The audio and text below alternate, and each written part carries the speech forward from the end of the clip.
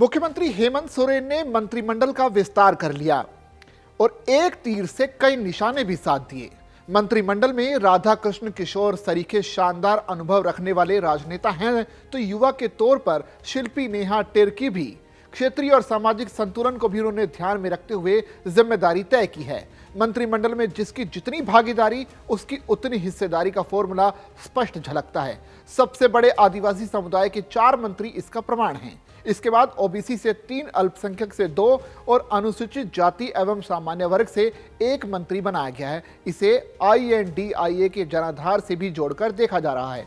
जिन वर्गों में गठबंधन की पैठ ज्यादा है, उस लिहाज से उसका प्रतिनिधित्व निर्धारित किया गया है। कुल मिलाकर फोकस INDIA के जनाधार वाले इलाकों पर है। जनजातीय समुदाय का प्रतिनिधित्व ज्यादा होने की वजह से सुरक्षित सीटों पर गठबंधन का शानदार प्रदर्शन रहा, जिसमें भाजपा बुरी तरह पिछड़ गई। गठबंधन ने 28 में से 27 आदिवासी सुरक्षित सीटों पर कब्जा किया। इसके बाद ओबीसी में गठबंधन की बेहतर सेंधमारी है। मुस्लिमों ने गठबंधन की झोली में जमकर वोट डाले। संताल परगना को मंत्रिमंडल में सर्वाधिक प्रतिनिधित्व दिया गया। यहां से दीपिका पांडे सिंह, हफीजुल हसन, इरफान अंसारी और संजय प्रसाद यादव मंत्री बनाए गए हैं। इसे इस तरीके से समझा जा सकता है कि यह क्षेत्र गठबंधन के लिए सर्वाधिक परिणाम देने वाला है। इसके बाद कोल्हान की बारी है। कोल्हान में दावे के बावजूद भाजपा का प्रदर्शन बेहतर नहीं हो पाया। यहां से रामदास सोरेन, दीपक बिरुवा को मंत्री बनाया गया है। इसके अलावा अन्य इलाकों की भी बेहतर हिस्सेदारी है। मंत्रियों में शामिल राधा कृष्ण किशोर के संसदीय जीवन का अनुभव 50 सालों से ज्यादा का है। उनकी संसदीय विषयों पर गहरी पकड़ है। दीपक बिरुवा भी काफी अनुभवी हैं और आदिवासी मामलों के जानकार भी। उनकी बेहतर छवि है। चमरा लिंडा पहली बार मंत्रिमंडल में शामिल हुए हैं। छात्र आंदोलन से उनका उभार हुआ है। संजय प्रसाद यादव राजद के पुराने और अनुभवी नेता हैं।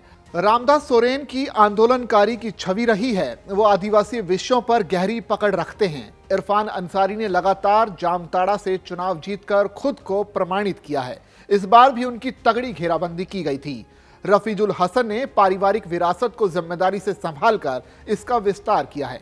दीपिका पांडे सिंह पहले भी मंत्री रह चुकी हैं और उनकी कांग्रेस की राजनीतिक पृष्ठभूमि मजबूत है। विषयों को सदन के भीतर और बाहर तार्किक तरीके से रखती हैं। योगेंद्र प्रसाद ने फिर से वापसी की है। वो राज्य पिछड़ा आयोग के अध्यक्ष रह चुके हैं। गिरिडीह के विधायक सुविद्या कुमार सोनू दूसरी बार निर्वाचित हुए। वो राजनीतिक मसलों पर विधानसभा के भीतर और बाहर बेहतर तरीके से अपनी बातें रखते आई हैं।